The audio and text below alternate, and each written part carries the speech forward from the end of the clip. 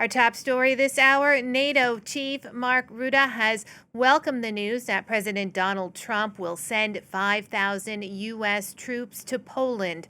The announcement coming as Secretary of State Marco Rubio meets with NATO foreign ministers in Sweden this Friday to discuss Trump's disappointment with the alliance over the Iran war. Before leaving for his meeting, Rubio said Trump was very disappointed in alliance members who had not allowed the U.S. to use their bases for the war, signaling Spain out for criticism. Marco Rubio spoke before heading into that meeting. Let's take a listen. Obviously, we're here to set the groundwork for what I think will be probably one of the more important leaders' summit in the history of NATO. The president's views frankly, disappointment at some of our NATO allies and their response to our operations in the Middle East. They're well documented. That will have to be addressed. They won't be solved or addressed today. That's something for the leaders level to discuss. But in the end, like any alliance, it has to be good for everyone who's involved. It has to be a clear understanding of what the expectations are.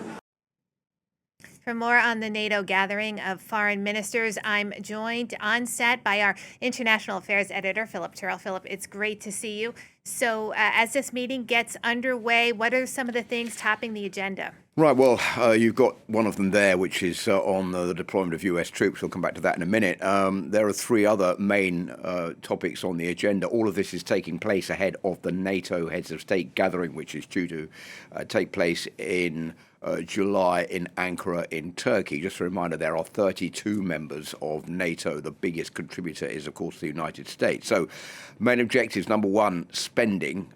This has been ramped up to what Mark Rutte, the NATO Secretary General, has called staggering levels in Europe and Canada. He said money will be a big issue in Ankara and the upcoming NATO summit. At the 2025 NATO summit in The Hague, this is one of the reasons for that, the Allies made a commitment to invest 5% of GDP annually on core defence requirements and defence and security-related spending by 2035. This is under pressure from the US President Donald Trump, who basically said NATO was not spending enough money and the US was no longer willing to fit the bill. They all had to come up and pay up to 5% of GDP. Some countries have said they will. Some countries are still a little bit reluctant to do that. Second point on the agenda is, of course, the war in Ukraine. Mark Rutte saying NATO is doing everything it possibly can to back the Ukrainians, to keep it strong. Sweden's Foreign Minister Maria Malmer Stenergaard said that there were still Russian ships travelling through the Baltic Sea, and this was something that was unacceptable because these shadow ships were bringing out illegal supplies of oil, which were being sold to boost Russians' efforts in the war in Ukraine. And the most important point, I think, on the agenda right now for them is the blockage of the Strait of Hormuz.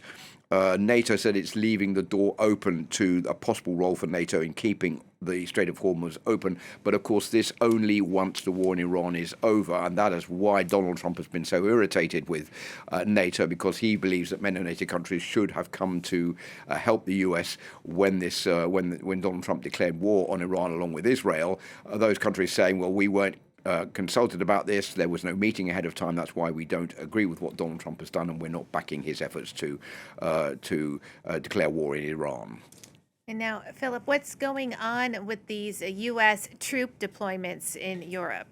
Well, this is also an interesting question because, remember, just last month, the Americans said they were ordering 5,000 U.S. troops out of Germany, where they were based, because basically Donald Trump wasn't happy with the way the German Chancellor Friedrich Merz had criticized the war in Iran, saying that Donald Trump had lost his way, basically, and that this was all a disaster. Donald Trump didn't appreciate those comments and said, right, I'm taking 5,000 of the US-based troops out of the country. This led to a lot of bewilderment amongst NATO members, and now Donald Trump has said he's going to send 5,000 troops to Poland. So what he's basically doing is taking the troops from Germany and putting them into Poland. Why Poland? Because Donald Trump says he likes the Polish president, Karol Nawrocki, whom he endorsed in elections last year. So that shows once again that Donald Trump will react depending on who he's dealing with, whether he likes that person or doesn't, whether that person criticizes Donald Trump. This nothing to do with consultations on a much more widespread basis. And many of the countries, particularly two, have criticised the Netherlands and Norway, saying that any decision to remove troops from Germany and redeploy them in Poland should take place in a structured manner and not just on the whim of the US president. Now, one other point which is important to underline here is that the 2026 National Defense Authorization Act, which was passed in the United States, means that basically without an agreement from Congress, the US cannot deploy fewer than 76,000 US troops in Europe. So if they are going to withdraw these 5,000 troops from Germany, that would go below the 76,000, because there are about 80,000 or so deployed in Europe right now. That may explain why Donald Trump has decided not to withdraw them back to the US, but to deploy them in Poland. So that is also something that will be on the agenda when the talks get started today.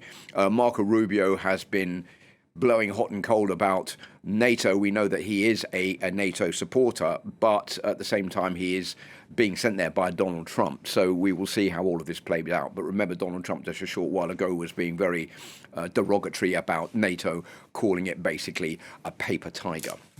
Philip, thank you so much for that. That's our international affairs editor, Philip Turrell.